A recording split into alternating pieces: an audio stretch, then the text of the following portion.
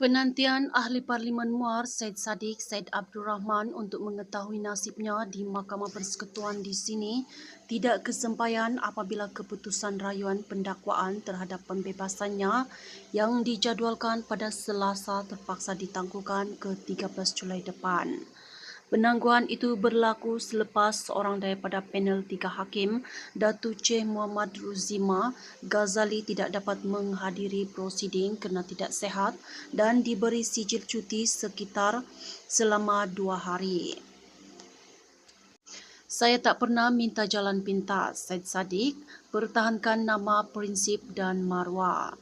Presiden Mahkamah Rayuan Datuk Seri Abu Bakar Jais yang mengetuai panel berkata, Hakim Datuk Colin Lawrence Sequeira hadir di mahkamah namun Cik Muhammad Ruzima tidak bersama mereka. Kami dimaklumkan beliau tidak sihat dan bercuti rehat untuk hari ini dan esok. Maka dalam keadaan ini, kami tidak dapat memberikan keputusan kerana merasakan ia tidak wajar untuk disampaikan tanpa kehadiran seorang lagi ahli panel. Kami sebenarnya telah bersedia dengan keputusan, malangnya keadaan berkenaan berlaku hari ini. Susulan itu, panel menetapkan keputusan disampaikan pada 13 Julai, katanya ketika prosiding pada Selasa. Abu Bakar berkata panel hakim telah memuktamadkan keputusan rayuan berkenaan dan bersedia untuk membacakannya. Namun pengumuman itu terpaksa ditangguhkan susulan keadaan yang tidak dapat dielakkan. Hakim Abu Bakar berkata mahkamah telah dimaklumkan mengenai keadaan Cik Ruzima pada lewat petang Isnin.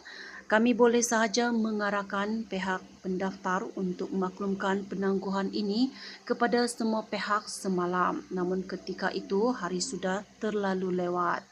Saya berpendapat ia kurang wajar berbuat demikian.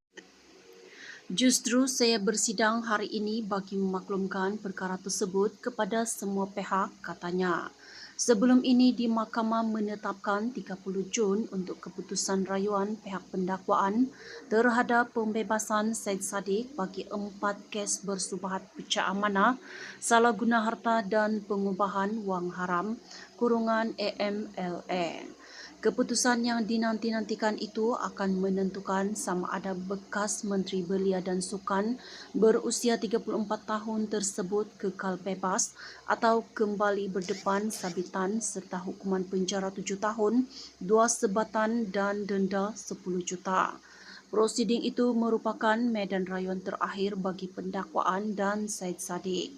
Jika panel hakim membenarkan rayuan pendakwaan, bekas Ketua Armada Bersatu itu akan disabitkan semula atas 4 pertuduhan dan dibawa ke penjara untuk menjalani hukuman yang diputuskan Mahkamah Tinggi Kuala Lumpur pada November 2023. Sekiranya panel mengambil langkah berbeza dengan menolak rayuan itu, Syed Saddiq bakal menikmati pembebasan yang diputuskan Mahkamah Rayuan tahun lalu.